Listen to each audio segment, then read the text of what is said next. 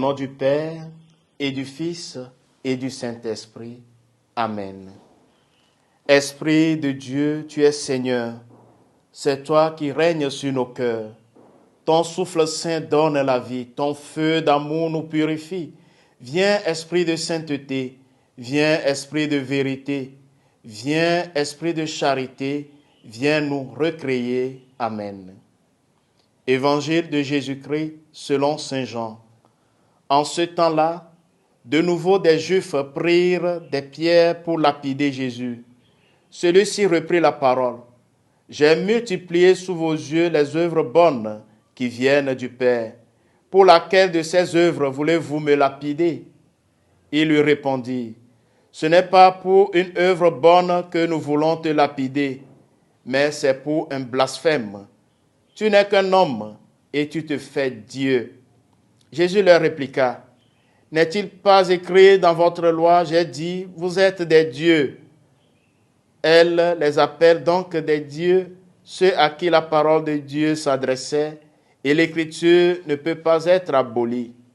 Or, celui que le Père a consacré et envoyé dans le monde, vous lui dites, tu blasphèmes, parce que j'ai dit, je suis le Fils de Dieu. Si je ne fais pas les œuvres de mon Père, continuez à ne pas me croire. Mais si je les fais, même si vous ne me croyez pas, croyez les œuvres.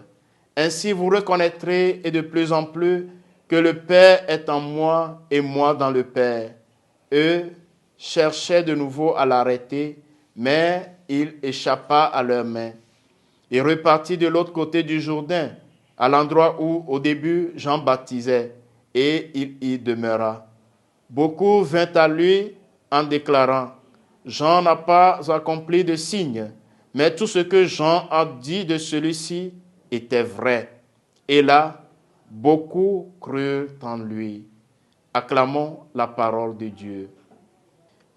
Bien-aimés dans le Seigneur, en ce vendredi 31 mars 2023, vendredi de la 5e semaine de Carême, année A, Jésus nous invite à le reconnaître par ses œuvres et à croire en lui.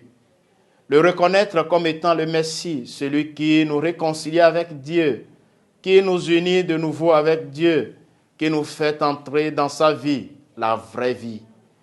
Jésus le Fils qui accomplit les œuvres du Père, ces œuvres qui sont incomprises par ses adversaires. Les seuls qui comprennent le sens de ces paroles sont les simples et les petits qui ont bénéficié du salut apporté par lui. Le père du mensonge est à l'œuvre dans cette discordance qui manifeste la volonté propre de ses adversaires de garder le pouvoir, de tout contrôler et d'être en opposition à la volonté de Dieu. Pourquoi n'ont-ils pas reconnu en Jésus leur sauveur? Simplement parce qu'ils n'en avaient pas besoin. Ils pensaient se justifier devant Dieu par leurs propres actions. Voici comment l'orgueil peut aveugler en nous, empêchant de voir la vérité. L'humilité, en revanche, nous montre qui nous sommes, des créatures dépendantes de Dieu. C'est seulement dans la vérité, en reconnaissant que nous avons besoin de Dieu pour vivre notre vie en plénitude, que nous nous ouvrons à lui, trouvant ainsi la vraie vie. Croire en Jésus, cela veut dire croire qu'il est Dieu et que tout ce qu'il me dit et m'invite à faire est vrai et bon. Cela ne se fait pas d'un seul coup, mais de plus en plus petit à petit.